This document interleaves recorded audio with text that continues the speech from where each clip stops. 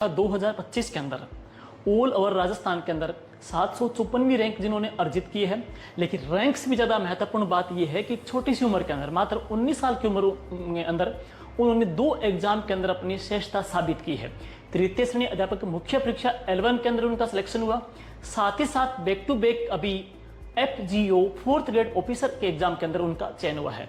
जी हाँ दोस्तों, हम आपकी मुलाकात करवा रहे हैं दिनेश जी गोदारा फ्रॉम बालोतरा। तो दिनेश जी आइए, आपका स्वागत है अपने सेशन के अंदर। स्वागत आपका आज के इस वीडियो के अंदर हमारे प्लेटफॉर्म के अंदर। धन्यवाद सर, सबसे पहले तो आपका। हाँ जी। और आपने मुझे बालोतरा से यहाँ पर बुलाया है, सबसे पहले तो आपका तहे दिल से धन्यवाद करना चाहूँगा। इतने बड़े मंच पर आपने मुझे बोलने का मौका दिया और मेरे लिए ये गर्व की बात है और ये एक सम्मान प्रतीक है जी। हाँ, थैंक यू सर। ठीक है जी, तो अपना एक इंटरव्यू सेशन स्टार्ट करते हैं। तो सबसे पहले अभी एक बार जो तृतीय श्रेणी अध्यापक मुख्य परीक्षा हुई है उस एग्जाम के अंदर अपन बात करेंगे। दूसरी बात यह है कि छोटी सी उम्र के अंदर आपने जो सफलता हासिल की है, 2 बैक टू बैक सफलता आपने हासिल की है, उनके बारे में चर्चा करेंगे। और आपकी तैयारी के दौरान कई प्रकार के व्यवधान भी आते हैं, बच्चा जो पढ़ता है कई प्रकार के मानसिक परेशानियों को भी सामना करना पड़ता है, उसके दौरान आपने कैसे खुद को मोटिव रखा, तैयारी में आपकी परिवार का सदस्यों का मित्रगणों का क्या योगदान रहा। और सबसे मेन बात जो बच्चे जानना चाहते हैं वो ये बात कि एग्जाम के अकॉर्डिंग आपने स्वयं को जो तैयार किया, कंटेंट जो पढ़ा, बुक लिस्ट की बात करेंगे या कितने टाइम के अंदर आपने जैसे 6 महीने की ये साल की तैयारी रही थी, ये सारी बातों को अपना चर्चा रहेगी है। तो लास्ट तक आप सारे बने रहें, हम हर एक टॉपिक को यहाँ पे मैं पूरा डिस्क्राइब करेंगे, हर एक टॉपिक को दिनेश जी बारीकी से आपको एनालिसिस करेंगे। सबसे पहले मैं जानकारी चाहूंगा इनके परिचय के बारे में। दिनेश जी थोड़ा अपना सामान्य परिचय बच्चों को दीजिएगा कि आप कहाँ से हो, गांव कौन सा है। मैं सबसे पहले राजस्थान के बालोतरा जिले के कल्याणपुर तहसील के छोटे से गाँव गोदावास से हूँ। अच्छा जी। और मेरी प्राथमिक शिक्षा ही मेरे गाँव गोदावास में हुई। पहली से 5वीं क्लास तक मैं राजकीय प्राथमिक विद्यालय मोनोनोक ढाकी मेरे गाँव के जस्ट यानी थोड़ी दूर थी, लगभग 500-600 मीटर। तो छोटा था तो भैया के साथ चला गया और 5वीं तक स्कूल थे। उसके बाद मेरे ताऊ जी के लड़के वगैरह वहाँ दूसरे स्कूल में पढ़ते थे प्राइवेट। तो मैं क्या शुरुआत में बदमाश था, शुरुआत से बदमाश था, यानी पढ़ता नहीं था, खेलता कूदता, आपस में लड़ाई वगैरह। तो पापा ने सोचा कि ऐसे बच्चा बिगड़ जाएगा, तो मेरे को भेज दिया प्राइवेट स्कूल। वो स्कूल थी 8वीं तक, वहाँ से 8वीं पढ़ाई पूरी करी। फिर ताऊ जी के लड़कों ने कल्याणपुर ज्वाइन किया, लक्ष्य ज्योति उच्च माध्यमिक विद्यालय। तो 9th से 12th वहीं पर हो गई। 9वीं और 10वीं में था कोरोना की वजह से न तो कुछ पढ़ पाए, न कोई पढ़ाई का पता था। यानी 10th तक तो हमने पढ़ाई का कुछ मतलब ही नहीं, थोड़ा बहुत पढ़ते थे, बस एग्जाम में हो जाएगा कि हाँ टेस्ट में 0, 1, 2 नंबर ही आते थे, इतना कुछ था नहीं। घर वालों को लगा कि बच्चा पढ़ेगा नहीं, बिगड़ जाएगा। 11th में आया तो मुझे पढ़ाई का वास्तव में मालूम चला कि हाँ पढ़ाई रियल में ये होती है। तो 11th में मेरे 97% है और 11th सही ढंग से पास हुई। सब्जेक्ट आपका? मेरा सब्जेक्ट आर्ट्स था सर। ठीक है जी। हाँ, तो आर्ट्स बैकग्राउंड था। तो 11th में 97% तो अपने आप में जोश है। अब क्लास में 7वां स्थान लगा, कम से कम 100 स्टूडेंट थे, उसमें मेरा 7वां स्थान लगा। तो मुझे जोश है कि यार मैं पढ़ सकता हूँ, मेरे अंदर वो एबिलिटीज है। हाँ जी। तो इसके चक्कर में 12th हुई। 12th में मेरे 91% बने थे। अच्छा जी। तो एक बार तो क्या है कि हमारे उस साइड माहौल बनाया जाता है कि 91% बच्चा बने, बच्चा होशियार है, इसको सिविल सर्विसेज में जाना चाहिए। जोरदार तरीके से माहौल बनाया जाता है कि इसको RS की तैयारी करनी चाहिए। मुझे बहुत से लोगों ने कहा कि दिनेश पैसे तुम्हारे पिता खर्च नहीं करेंगे, तुम हम कर लेंगे। बट वास्तव में ये बातें रियल में तो गलत ही होती है, बट माहौल बनाया था। मैं उस जाल में फंसा ही नहीं। बाकी बहुत से लोग हैं, मुझे पता है कि मेरी फैमिली बैकग्राउंड इतनी अच्छी है नहीं।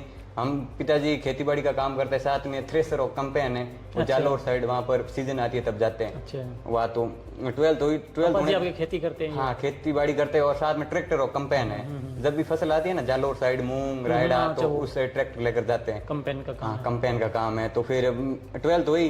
2023 में 12th होने के बाद मेरे फरवरी 2025 में तृतीय श्रेणी अध्यापक भर्ती परीक्षा 2023 का एग्जाम था। उसमें मेरे मामा के लड़के थे, 2 थे, दोनों सगे भाई थे और दोनों का भी सिलेक्शन होगा। तो फिर उन्होंने मुझे कहा कि दिनेश तुझे BSTC करनी चाहिए। मैंने उन्होंने की बात मानी थी, क्योंकि 2 थे, वो भी छोटे थे, मेरे उम्र के 19-20 साल के थे। तो मैंने उनकी बात मानी। फिर मई 2023 से मैंने यानी कंपटीशन लेवल फील्ड में कंपटीशन फिर BSTC की तैयारी स्टार्ट करी। मतलब आपका 2023 के अंदर +2 आपकी हो गई थी ना? हाँ, 2023 के अंदर। 2023 में 12th होगी, मार्च अप्रैल में एग्जाम हो गए। फिर मई से मैंने इस कंपटीशन की एग्जाम में पहला कदम रखा था। ये अपनी बात हुई +2 की। हाँ। और आपके घर से कोई परिवार से +2 में से कोई जॉब में हो? मैं पूरी खानदान, हमारी 7 पीढ़ी में मैं पहला बंदा हूँ। अच्छा, ये बहुत बड़ी उपलब्धि है जी आपकी। हाँ, तो हमारे इतना वो पढ़ाई वाला है नहीं। ज्यादातर जैसे आपने बताया खेती करते हैं, तो आप कितने भाई बहन हो? हम 2 भाई है, 2 भाई, बहनें नहीं है। दूसरे भाई आपके छोटे बड़े बड़े, वो तैयारी कर रहे हैं? हाँ वो भी तैयारी कर रहे हैं। जी ठीक है। तो जैसे आपने बताया कि परिवार के बारे में बताया आपने, जैसे +2 करने के बाद में आपकी आगामी जो जॉब के बारे में, आगामी जो आपकी तैयारी के बारे में आपकी जो विजन क्लियर किया, वो बड़ी भूमिका किनकी रही है? वो थी मेरे मामा के लड़के की। अच्छा जी। और 3 लड़के, एक जगदीश, विकास और जितेंद्र। उसमें दो का सिलेक्शन हो चुका है 2023 वाली भर्ती में, और एक तैयारी कर रहा है। यानी परिवार के बाद मुझे सबसे ज्यादा सपोर्ट उसी ने किया था। मैं रोजीना कॉल करता कि अब क्या करना चाहिए, अब एग्जाम में कैसे हैंडल करना है। मुझे पहले फर्स्ट बार तो उम्र भरनी नहीं आती थी कि उम्र कैसे, हमने किया कि वो 12-12 तक ऐसे क्वेश्चन आते नहीं है, बिल्कुल राइटिंग वाला आता है। तो ऐसे ही तो फिर लगा कि डर लग रहा है कि उम्र कहीं गलत ना भरते हैं। बहुत से स्टूडेंट है जो 20 चीज में उम्र वाली गलती करते तो हैं। उन्होंने आपको प्री बेस्ड का सजेशन किया? हाँ, मामा के लड़के ने फिर भी मैंने तैयारी की, और लगभग मैं मई 2023 से तैयारी स्टार्ट की थी। 28 अगस्त को 20 से एग्जाम हुआ, और उससे पहले 27 अगस्त को मेरे दादाजी की डेथ हो गई। हाँ, तो फिर मुझे लगा कि इस साल तो नहीं होगा अपना। धक्का लगा? धक्का जोरदार लगता सर। अगर ज्यादा जिस बंदे के साथ अपन ज्यादा बैठते हैं, उठते बैठते हैं, मेरे लिए तो मेरे दादाजी सब कुछ थे। परिवार के सदस्य भी रहे हैं, एक बटवृक्ष का काम किया उन्होंने। हाँ, तो फैमिली साथ सबसे ज्यादा अगर मेरी बनती थी तो वो मेरे दादाजी के साथ थी। तो लाड प्यार ज्यादा था उनका। हाँ, तो उनका आकस्मिक जाना मुझे तो बहुत ऐसे लगा कि अब मेरा पापा, मैंने मना कर दिया किसी को भी, ना तो कोई बोला ना किसी को कहा कि मैं एग्जाम नहीं दूंगा। अच्छा। मुझे एग्जाम देना ही नहीं है, मैं अगली साल करूंगा। 20 आती जाती रहेंगे एग्जाम। तो फिर 27 अगस्त को दोपहर 2 बजे डेथ हो गई। फिर 28 अगस्त को हमारा एग्जाम था। वाह, तो फिर उस रात को नींद तो किसको आवे? एक दिन पहले ही? हाँ, तो उस रात नींद तो किसको आवे? दिमाग खराब था, सर दर्द था, ना कोई चाय वगैरह, भूखा प्यासा, वैसे ही एग्जाम देने गया। और उस वक्त मेरे मामा के लड़के ने मुझे कॉल किया, इतना शानदार तरीके से समझाया कि दिनेश ये करना है, वो करना है, ऐसे ऐसे गोले भर के आना है और घबराना मत। वाह, भगवान का आशीर्वाद रहा। बीएसटीसी में मेरे से 802 मार्क्स थे और डीएसटीसी मेरी क्लियर हो गई फर्स्ट टाइम में। इंसान टूट जाता है ऐसी परिस्थितियों में। तो मामा जी के लड़कों की मैं बहुत बड़ी वास्तव में दाद देता हूँ कि उन्होंने आपको मोटिव किया, करे रखा, आपको अच्छी गाइड उन्होंने किया आपको। हाँ, वो भी उनकी भी मेरे जैसी स्थिति हुई ना, ऐसी की स्थिति मेरे मामा के लड़कों के साथ हुई है। उनकी एग्जाम से 10-15 दिन पहले मम्मी की डेथ हो जाना। तो मेरे तो क्या दादाजी बूढ़े थे, फिर भी मुझे इतना नहीं था कि पापा है, सब कुछ मुझे समझाए। पर उन्होंने समझाने वाला उसकी मम्मी थी। तो वो उस परिस्थिति से गुजरे हुए थे, उन्हें पता था कि बच्चे को कैसे हैंडल करना है। तो मैंने उनकी बात मानी और उनके अकॉर्डिंग मेरा बीएसटीसी नंबर आ गया। बीएसटीसी नंबर आ गया। कहाँ पे मिला? हाँ, मुझे कॉलेज मिली झालापाटन, झालावाड़। और वहाँ पर रेगुलर कॉलेज की, क्योंकि सेकंड ईयर में ज्यादातर जाना पड़ता नहीं है। फर्स्ट ईयर में भी मैं रहा 2-3 महीने, लगभग जितना कॉलेज जाना पड़ता था मैं कॉलेज रेगुलर गया। चलो ये हाँ। अब जैसे आपने प्री बीएसटीसी कर ली, प्री बीएसटीसी के बाद में जैसे बीएसटीसी के दौरान तैयारी की जो आपकी प्लानिंग बनी, हाँ, जैसे कम्पिटिटिव एग्जाम की है, जैसे टीचर भर्ती के बारे में, हाँ, वो कब से आपने स्टार्ट किया? वो मैंने बीएसटीसी नंबर आने के बाद जी। मैं ओनली विजन तो मैंने 3rd ग्रेड ही रखा था, यानी 3rd ग्रेड को मानते हुए अन्य भर्ती की तैयारी की। यानी ऑल ओवर मुझे मैंने 3rd ग्रेड की दिखा दी कि इसमें ये सिलेबस है, इसके अकॉर्डिंग यानी टारगेट मैंने 3rd ग्रेड को फिक्स कर रखा था जी। बीएसटीसी के दौरान ही? हाँ, बीएसटीसी के होने के बाद जस्ट अच्छा बीएसटी नंबर आ गया, कॉलेज अलर्ट हो गई, वहाँ गया और फिर मैंने किसी संस्थान से ऑनलाइन कोर्स लिया था। जी जी। और कोर्स लेने के बाद साथ साथ नोट्स बनाते गया। ठीक है। और ये सब पर चलता रहा फरवरी 2025 तक। फरवरी 2025 में हुआ था रेट प्री का एग्जाम। ठीक है, प्री का एग्जाम हुआ। और उससे पहले मेरे हिसाब से दिसंबर 2024 से 4th ग्रेड का नोटिफिकेशन आ चुका था। हाँ। और उस भर्ती का राजस्थान में वो फर्स्ट भर्ती थी जिसका शुरुआत से लेकर एंड तक माहौल बना रहा है। राजस्थान नहीं, इंडिया में ही। हाँ, इंडिया में ट्रेंडिंग भर्ती, अभी तो ट्रेंड भी जोरदार रहा था सबसे ज्यादा। हाँ, तो सबसे ज्यादा ट्रेंडिंग भर्ती थी 4th ग्रेड। और माहौल बनाया गया कि ये भर्ती, इस भर्ती में नहीं लगे तो मतलब एक प्रकार से ऐसी भर्ती थी कि हर कोई व्यक्ति वहाँ पे थोड़ी मेहनत करके जॉब सिक्योर कर सकता है। हाँ, और उस भर्ती में कट ऑफ भाई जाने का कारण ये रहा कि इस भर्ती में कोई चूकना नहीं चाहता था। ये मुझे ये करनी है। प्रतिष्ठा का सवाल भी हो गया। प्रतिष्ठा के सवाल की 54-55 हजार भर्ती में नहीं होगा तो फिर हर कोई ताने मारेगा। हाँ, इतनी कंपटीशन के लेवल में आई गए तो ये भर्ती 53,000 वाली नहीं निकली, क्या फिर आपने टारगेट उसको किया? हाँ, तो फरवरी 2025 पात्रता होने के बाद में, पात्रता से पहले किया कि मेरे मेथड साइकोलॉजी वगैरह स्ट्रॉन्ग थी। वो मैंने पहले सिलेबस 3rd ग्रेड का मैंने 2-3 बार कर दिया पात्रता से पहले कर दिया। वो मेरी तैयारी लास्ट समय में काम। ठीक है। फिर फरवरी एग्जाम होने के बाद 4th ग्रेड की तैयारी स्टार्ट करी। और 4th ग्रेड में मैथ्स, इंग्लिश और हिंदी ज्यादा आई और वो मैंने स्ट्रॉन्ग हो गई थी वो ऐसे मेरी। और जीके तो मेरा स्ट्रॉन्ग था ही। और 4th ग्रेड का एग्जाम होता 19 सितंबर 2025 को। 25 को 19 सितंबर मेरी सेकंड शिफ्ट थी। और 19 सितंबर के एग्जाम होने के बाद मैंने वापस 3rd ग्रेड को किया कि अब लॉक 3rd ग्रेड को किया जाए। जी जी। और उसके बाद बीएसटी सेकेंडरी के एग्जाम हो गए। फिर 22 अक्टूबर को मैं वापस जोधपुर गया जी। और जोधपुर में मैंने कलाम कोचिंग से 2.0 ऑनलाइन टेस्ट सीरीज ली थी ऑफलाइन। वहाँ टेस्ट देने गया और मेरा मूल्यांकन होता रहा था उससे, और साथ में पढ़ी रही कि अपनी रैंक क्या आती है, और रैंक में वहाँ टॉप ही करता था, तो मुझे पहले बिलीव था कि अपना हो जाएगा इस भर्ती में। और फिर 17 जनवरी को थर्ड ग्रेड का एग्जाम हुआ और अब रिजल्ट आया तो उसमें अच्छा ये रही सर, मैन तो यही रहा प्रोसेस। अब चलो आपने जो जर्नी के बारे में बताया है कि प्लस 2 के बाद में जैसे बीएसटीसी के दौरान तैयारी का है, पात्रता का भी है।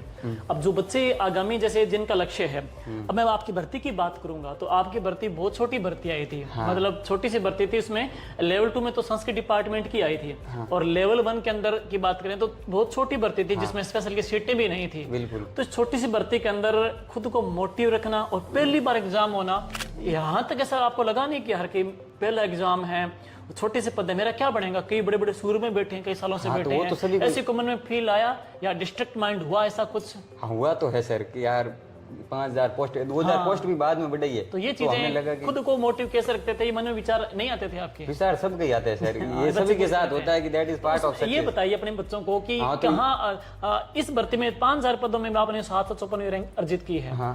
आगामी भर्ती जो अभी स्टाफिंग पैटर्न के बाद में तकरीबन 25-28 हजार प्लस तृतीय श्रेणी की भर्ती आ रही है। तो आपका ये वीडियो उन बच्चों में भी एक बूस्टर का काम करेगा। तो बताइए कि आपने इस छोटी सी भर्ती के अंदर खुद को मोटिव कैसे रखा? सबसे पहला सवाल तो ये बनता है, तैयारी उसके बाद की बातें हैं। हाँ, तो मोटिवेट तो ये है कि अपने फैमिली सबसे पहले, परिवार का मोटिवेट सबसे पहले ही होता है। मुझे पता था कि मेरे परिवार की स्थिति ये है, अगर मैं नहीं पढ़ा तो मैं इतनी सुधार ही नहीं पाऊंगा। जैसे इन्होंने बताया कि परिवार में पहले ही मेंबर है जिन्होंने गवर्नमेंट जॉब में गए हैं, तो ये उम्मीदें भी हो गई। उम्मीदें हो गई। अब मेरे से कितने लोग इंस्पायर हो गए, मोटिवेशन मिलेगा, यार उस बंदे ने कर दिया तो हम क्यों नहीं करें। तो मेरे लिए तो गर्व की बात है कि मैंने मेरी फैमिली में नाम किया नहीं, बल्कि मेरे गाँव और समाज दोनों का नाम किया है। तो मैं तो आने वाले सभी बच्चों को ये कि 27 एंड 28 स्टार्ट में भर्ती वैकेंसी आएगी, और इस बार आपको हमारे जैसे मायूस नहीं होना कि 5000 पद, इस बार भर्ती जोरदार आएगी और ज्यादातर 15 से 20 हजार पोस्ट आएगी लगभग, अप्रोक्सीमेट माने तो दोनों को मिलाकर 25। मेरे ख्याल से पद में एक बार जिस बंदे की लगन हो, एकाग्रता हो, तो पद मायने भी नहीं रखते। पद वहाँ वैसे तो लोगों का 54,000 में भी नहीं और लोगों को 5,000 में भी हो गया, ऐसे बच्चे भी हैं। हाँ, ऐसे बच्चे भी है जिसका आरएस में हो गया और फोर्थ ग्रेड में नहीं हुआ, ऐसे बच्चे भी हैं। ऐसे बच्चे भी है जिसका थर्ड ग्रेड में टॉप रैंक के साथ हुआ, फोर्थ ग्रेड में लाखों चली गई। तो जिद, जज्बा, जुनून का होना बहुत जरूरी है, बहुत जरूरी है। और 5000 पद आए तो मन में लगा, फर्स्ट बात वो क्या कि सबसे पहले विज्ञापन आया तो 21 की एज दी थी, और मैं 21 का हुआ नहीं। अच्छा। और मुझे तो ये एज का इश्यू आया, एक इशू है, मैं सब कुछ खत्म हो गया अपना, तो अब नेक्स्ट भर्ती उस समय फोर्थ ग्रेड की मैंने कहा जोरदार तरीके, और 3-4 दिन बाद 18 कर दी। फिर मुझे संशोधन कर दिया। हाँ, थोड़ा बहुत कि हाँ अब तैयारी करूंगा वापस। तो तैयारी जो वापस थर्ड ग्रेड को मैं टारगेट तो बना ही रखा कि अपन को मास्टर बनना ही है छोटी उम्र में, और मुझे मेरे जहन और जश्न में वो खून भर दिया कि इसको थर्ड ग्रेड निकालें। मेरे मामा का लड़का एक तुझे मास्टर बना के ही छोड़ूंगा और तुझे बनना ही है। वो बात मुझे आज भी मोटिवेशन दिलाती है कि तुझे मास्टर बनना ही है और मैं तुझे बनाई, और वो बात आज से साबित हो गई। आज मैं जितना खुश नहीं उससे ज्यादा तो वो है कि यार मैंने उस बंदे को बना दिया। तो वही बात है कि एक जिंदगी अपने आसपास में 4 या 5 लोगों को रखो जो एजुकेशन फील्ड से हो या फिर किसी अन्य भर्ती परीक्षा में सेलेक्टेड हो, तो उनकी राय लीजिए और तैयारी पर लग जाइए। सबसे पहले सफलता का तो शॉर्टकट होता ही है, पर कोई लोग है कि इतनी आसानी से जॉब मिलती नहीं है, आपको कैसे मिली। ये मेरी इसमें लोगों को ये मेरी मेहनत नहीं दिखती लोगों को। मैं तो फिलहाल सिलेक्शन हुआ तो उसने लोगों को लगता कैसे हो गया। इसमें मैंने बहुत सी रातें काली की है, और एक वक्त तो ऐसा था कि मैं फोर्थ ग्रेड से 1 महीने पहले मैंने रात में कभी नींद ली नहीं से। रात को 9 बजे बैठता, सुबह 11 बजे वापस हॉस्टल में खाना खाने के बाद सो जाता, फिर से 7 बजे वापस उठता। यानी रात को पूरी रात लाइब्रेरी में कोई नहीं आता, मैं अकेला पढ़ता था। तो वो फोर्थ ग्रेड में इतनी जोरदार तैयारी की तो मेरे काम आ गई, फोर्थ ग्रेड में हो गया। उसके बाद थर्ड ग्रेड की स्टार्ट कर दी। और मोटिवेशन तो ये है कि मेरा सबसे पहला मोटिवेशन फैमिली है। फैमिली के बाद लगा कि थर्ड ग्रेड अपन को करनी है, तो थर्ड ग्रेड की लगातार तैयारी करी तो हो गया सर। और एक जैसे स्टूडेंट लाइफ के अंदर आर्थिक समस्या भी बहुत, हाँ, आर्थिक समस्या मेरे जीवन में आई थी। हमारे भी शौक बड़े थे, पर वो कहता है ना कि लोगों ने, मैंने तो शौक से पैसों से किताबें खरीदी, तो मैंने खुद ने कभी ट्रेलर पर जाने का मन किया। मैं ट्रक पर जाता था कि ताऊ जी के ट्रक है वगैरह है, तो मैं ट्रक के साथ चला जाता कि पढ़ाई नहीं हो रही, अब ट्रक के साथ चला जाता है। वेटर्स का भी क्या, स्टूडेंट तो वेटर्स का काम लगभग अप्रोक्सीमेट सभी के हाथ निकल जाता है। मैंने भी किया 4-5 दिन। लोग वहाँ पर अपन को जिस तरीके से इज्जत देते वापस महसूस होता है कि पढ़ाई जरूरी है। तो यानी स्ट्रगल तो सभी के जीवन में, बिना स्ट्रगल तो कोई है ही नहीं, कोई कहानी बता ही नहीं सकता कि मेरे जीवन में ये स्ट्रगल बस लोगों को वो सफलता होने के बाद उनका चेहरा दिखता है कि उसके पीछे उन्होंने जो कई रातें निकाली है, कई तपस्या की उन्होंने, वो नहीं दिखता। और वो हर इंसान, आजकल कंपटीशन है, लेकिन इसके पीछे एक संघर्ष कि लाइफ होती है, एक मेहनत होता है, और लोगों की जो उम्मीदें होती है, वो कई सपने जो साकार करने होते हैं, सारी चीज़ें मायने रखती है। तो अब अपने मेन मुद्दे के ऊपर आते हैं। मेन जो पॉइंट अपना आता है, जो बच्चों का आगामी जो टारगेट है तृतीय श्रेणी अध्यापक मुख्य परीक्षा का।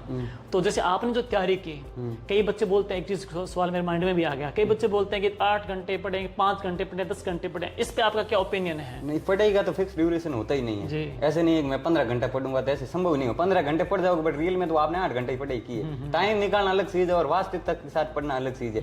कोई देखा है कि 6 से 8 मैंने ये पढ़ लिया और 8 से 10 ये पढ़ लूंगा, फिर खाना बना के सो जाऊंगा, फिर वापस स्टार्ट करूंगा, फिर वापस पढ़ूंगा। ये शेड्यूल मैंने कभी फॉलो नहीं किया है। ठीक है। मैंने हमेशा टॉपिक को महत्व दिया है कि टॉपिक वाइज टॉपिक हमें कैसे कंप्लीट करना है। और मैंने अपने पास मेरी अभी भी नोटबुक पड़ी है, उसमें मैं रात को सोते वक्त ऐड करता था कि हाँ कल ये चीजें पढ़नी है, 4-5 टॉपिक लिख दिए और कल पढ़ने के बाद उस पर टिक लगा दिया। शेड्यूल होता था? हाँ, फिक्स शेड्यूल था। और मैंने सीमित मटेरियल रखा, उसके साथ मल्टीपल रिवीजन। सबसे ज्यादा तो मैं तो यही ध्यान दूंगा कि पेपर एनालाइज करते रहिए और सीमित मटेरियल रखे और साथ में रिवीजन दमदार होना चाहिए। क्योंकि बच्चों का आजकल ये भी है, विकल्प ज्यादा मिलते हैं तो भटकाव ज्यादा रहता है। भटकाव बहुत ज्यादा है।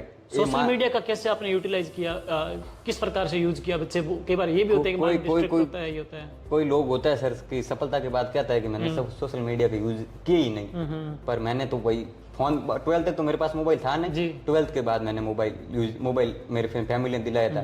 तो उसका अगर डिस्ट्रैक्शन भी बहुत है और फायदे भी बहुत है, वो आप पे खुद पे डिपेंड करता है। और सही मायनों में तो डिस्ट्रैक्शन ज्यादा है। सोशल मीडिया हमने भी यूज किया है, पर ना कभी पोस्ट ना कभी रील, यानी हमें उन चीजों के लिए नहीं किया। ओनली बस क्लासेज आई, कोई मान लो कोई आज पेपर हुआ, पेपर में कौन से क्वेश्चन आए, कि हमारे मैटर से क्वेश्चन आए कि नहीं आए, तो सोशल मीडिया इस हद तक यूज होता था। बाकी अगर ज्यादातर यूज किया होता तो आज यहाँ नहीं होते।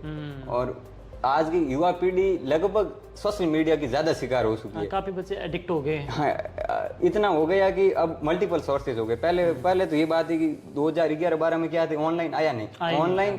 ऑनलाइन आते ही क्या है कि पढ़ाई में भी अब क्या है कि सोर्स ज्यादा हो गए, हर किसी का कंटेंट अवेलेबल हो जाता है, गुणवत्तापूर्ण शिक्षा मिल रही है। तो कट ऑफ हाई जाने का कारण यही है। बच्चा एक विश्व स्तरीय बेहतरीन टीचर से कंटेंट बेहतर टीचर से पढ़ने का मौका। जैसे बाढ़ मेरे बैठे बच्चा कोई बांसवाड़ा बैठे टीचर से या कहीं बैठे टीचर से वो बेहतर मेनली तो वही है, कट ऑफ बढ़ाने के कारण तो यही है। तो मैंने भी सोशल मीडिया का यूज किया, ऐसा नहीं अच्छे तरीके से यूज किया, अच्छे तरीके से यूज किया। ऐसा नहीं है कि मैंने मेरा कोई इंस्टाग्राम अकाउंट नहीं था, मैंने व्हाट्सएप, मेरे सब थे, इंस्टाग्राम भी था, व्हाट्सएप भी था, बट इसका सीमित यूज किया था। ऐसे नहीं है कि मैंने रील्स देखी वगैरह ये देखी, वो मैंने नहीं। चलो अब आते हैं स्टडी के बारे में। जैसे बच्चे बोलते हैं कि आपने जो स्टडी का जो आपने शेड्यूल जो आपका रहा था, जो बुक लिस्ट की बात करते हैं, जैसे एक तो मेन जो आपका रोल है 90 का आपका जीके का, दूसरा पार्ट आपका 50 और 40 टीचिंग मेथड और विद्यालय विषय का, और प्लस उसके बाद में स्वयं मूल्यांकन करने के लिए टेस्ट का, और प्लस उसके बाद में कुछ शॉर्ट लास्ट के अंदर बुक्स वगैरह का। तो ये थोड़ा सी भूमिका बता दीजिए किस प्रकार की रही? सबसे पहले तो सर हमेशा सीरीज यही रहता है, हर कोई पढ़ता है नोट्स, बुक, पीवाईक्यू और टेस्ट। ये तो सीरीज है, ये तो सीरीज चलती है। नोट्स पढ़ने के बाद कोई बुक लेकर आया, बुक लेने के बाद टेस्ट दिए, टेस्ट के बाद पीवाईक्यू एनालिसिस, यानी ये सीरीज तो चलती है। सभी इसी को ही फॉलो करते हैं। बस खास बात है कि इसको एग्जाम तक कौन ले जाता है। मैंने भी सबसे पहले नोट्स बनाए थे, खुद ने अपने अच्छे नोट्स बनाए। मैंने जीके के नोट्स नहीं बनाए सर। जीके के नोट्स मुझे जो सब्जेक्ट मुझे वीक लगता है ना, कि मैंने साइंस मुझे नोट्स बनाना चाहिए, इंग्लिश के आपका स्टार्ट से अच्छा ही था। हाँ, जीके में कि बीएसटीसी होने के बाद फर्स्ट फ्रेशर बंदा है ना, वो आसानी से जीके याद कर पाता है। जी। कोई नहीं कर पाता, बट कोई है ना आसानी से वो लाइफ टाइम सीधे याद रहती है। तो फ्रेशर में जीके याद हो गया। फिर साइकोलॉजी हुई, साइंस हुई, मैथ्स हुई, उसके मैंने नोट्स बनाए। नोट्स बनाने के बाद में एक गाइड लेकर आया, सभी की गाइड लेकर आए। और सबसे ज्यादा अगर मैं राजस्थान में तवज्जो दिया तो वो थी 9th 10th 6th 7th। और हमारा राजस्थान 6वीं 7वीं 8वीं और 9वीं सौर्य परंपरा और 10वीं कला संस्कृत इतिहास, सबसे ज्यादा तैल का यही बुक मसा रही है। देखो आपके एग्जाम में भी नहीं, अभी 2 दिन पहले एलडीसी का एग्जाम हुआ। वो 9th 10th कंप्लीट प्रश्न वहां से आ रहे हैं। हाँ बिल्कुल। और इसके अलावा बात करें, बच्चा क्या कि कई बार बड़ी किताबों में भटकाव की स्थिति में रहता है, लेकिन सबसे पहले दफा बेस तो इन्हीं किताबों से बनता है। हाँ सर, क्वेश्चन यहीं से आते हैं। फिलहाल तो मैं कह रहा हूँ जुलाई 2026 में चॉइस में एलडीसी का एग्जाम हुआ, उसके बाद ये किताबें बेस्ट लेवल तक चली। आज तक उसी से पूछ रहे एग्जाम में क्वेश्चन, तो कला संस्कृति से बाहर कोई गए ही नहीं है। और इसके अलावा जो अन्य जैसे बुक्स की बात करें, जो जैसे जीके का आपने बताया कि आपके खुद के नोट्स हो गए, प्लस ये 6 से लेकर 10 तक बुक्स हो गई नेक्स्ट। और इसके अलावा जो बुक्स का आपका जो योगदान रहा है साइकोलॉजी के लिए मैंने तो नोट्स बनाए थे विजेश बाजिया सर से। जी सर। नोट्स के बाद मैंने लेकर आया था अवनी पब्लिकेशन की बुक धीर लेकर सिंह सर की। आया धीर सिंह सर की। फर्स्ट बार तो कुछ समझ में ही नहीं है क्या साइकोलॉजी है या फिर क्यों है। तो 3 के टाइम तो लगभग यही पढ़ी थी, ज्यादा समझ में नहीं आई बट वो ही पढ़ी थी। फिर मैंने लगा यार मेंस में तो इतनी नहीं पढ़ी जाएगी मेरे से, ये साइकोलॉजी इतना ही पढ़ी जाएगी। यानी किताब बढ़िया है, उसको पढ़ने का तरीका कि कोई फॉलो करता है कोई नहीं फॉलो, मेरे को इतना याद होगा नहीं। लिखा बढ़िया है, उसकी क्वेश्चन वहीं से ही आते हैं, बट क्या कोई किसी का माइंड सेट कर देता है ना कोई कि ये किताब इसमें ज्यादा है, तो किताब अच्छी है। इसमें नो ऑफ कोर्स कोई किताब बुरी नहीं है, पर बुरी हमें ही थी कि हमने पढ़ी नहीं थी, पर किताब अच्छी है। उसके बाद कलाम की टास्क बुकलेट लाई साइकोलॉजी की, और टीचिंग मेथड्स के लिए नोट्स बनाए थे पहले तो। नोट्स के बाद फर्स्ट रैंक लेकर आया था और वहीं से एड ऑन करता रहा।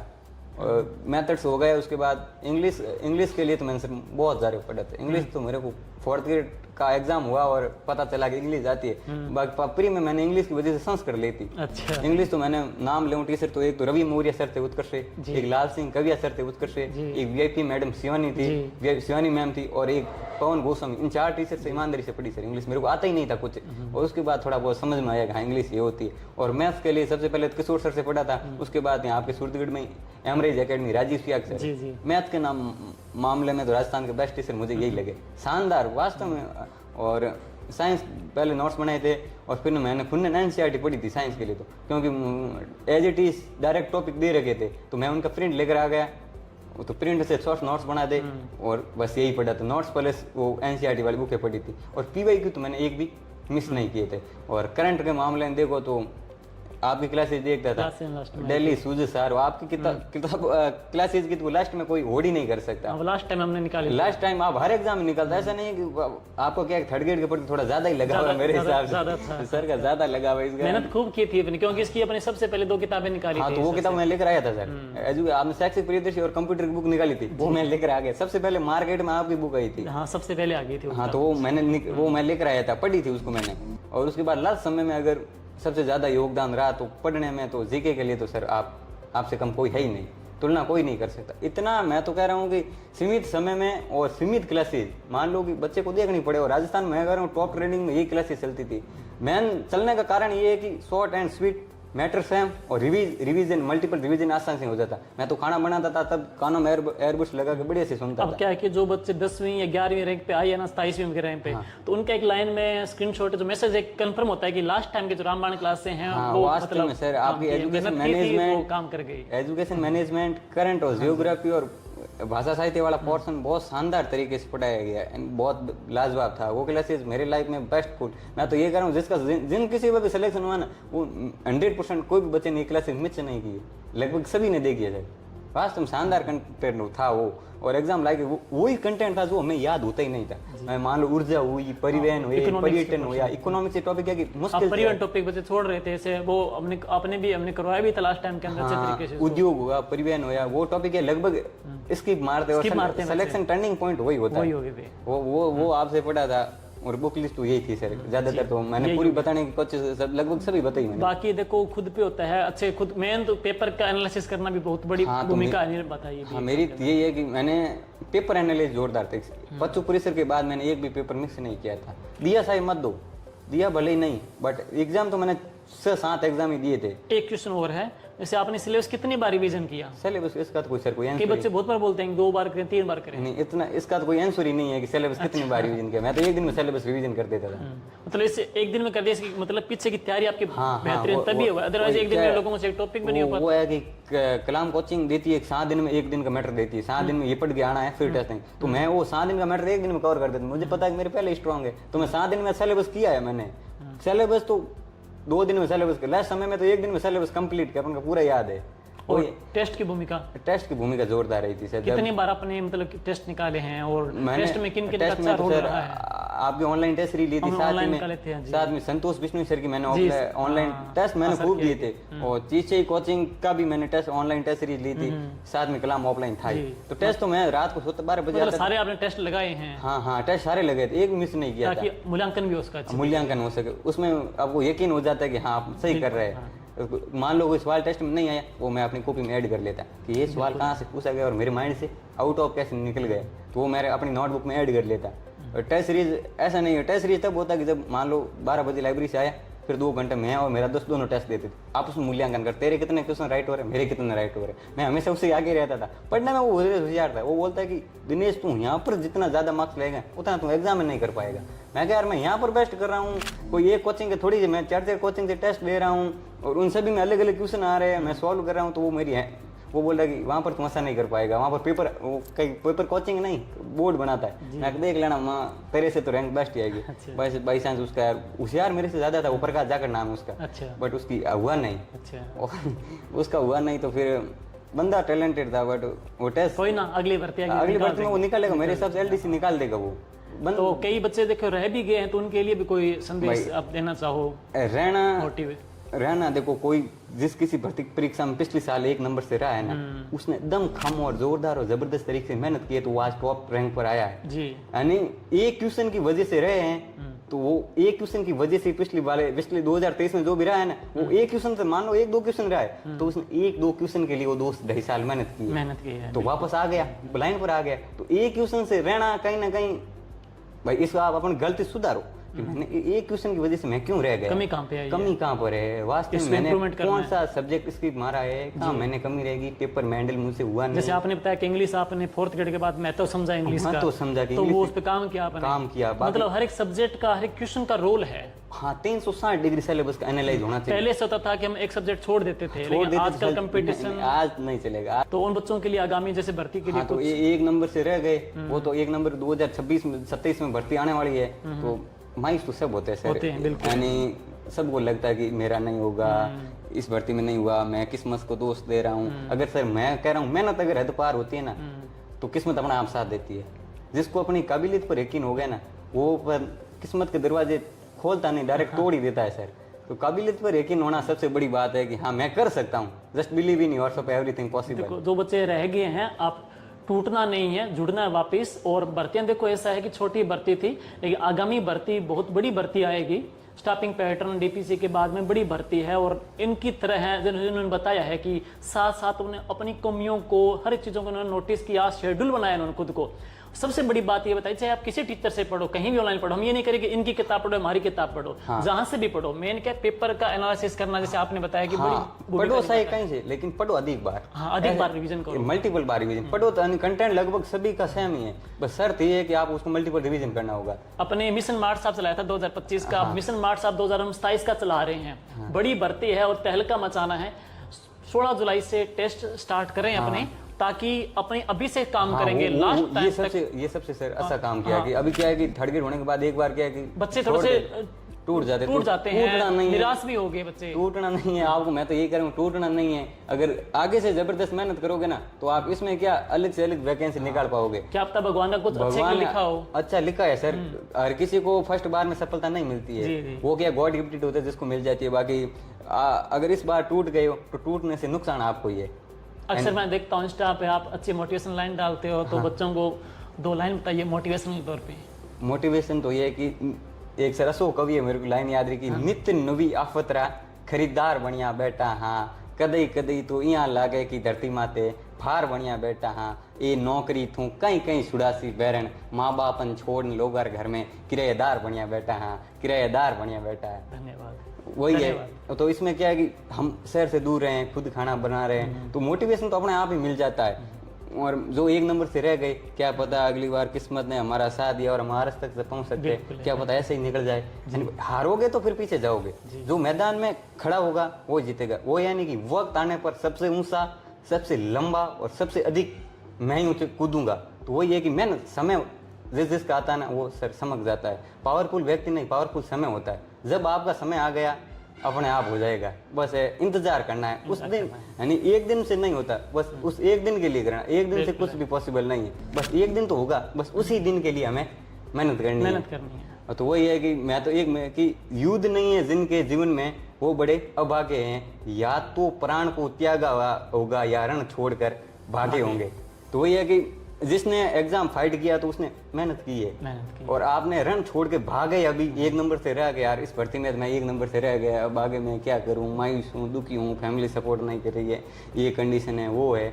बहाने बनाओ तो देखो, 1000 बहाने। परिस्थितियां हर इंसान की लाइफ में होती है, संघर्ष हर इंसान की लाइफ हाँ में वही होता तो, अगर अब टूट गए, अब क्या टूट तो सब है कि यार, टूट तो इस सब भर्ती में रोना आ जाता है सर, मैंने देखा है लोग रोज रोज हो आते हैं। जाता है, मानते हैं। हाँ तो वो sir that is part of success. अगर आप इस भर्ती में रो गए, रह गए, तो मेरा तो यही है कि टूटो मत, मजबूत बनो, मजबूत किसको सुनाएंगे? हाँ किसको सुनाओगे आप, मेरी बात सुनो, फैमिली आपको सपोर्ट करेगी, बेटा कोई नहीं, इस भर्ती में नहीं हुआ ना, तेरी अगली वैकेंसी में हो जाएगा, फैमिली कभी नहीं मना करेगी यार, कभी नहीं मना कि करेगी। बेटा अब होल्ड कर दे, तेरा पापा हमेशा उम्मीद जिंदा रखनी है, उम्मीद की हौसले के तरकस में कोशिश का वो तीर जिंदा रख, हार जाए जीवन में सब कुछ, लेकिन फिर से उठने की उम्मीद जिंदा रख। तो उम्मीद सबसे बड़ी चीज है।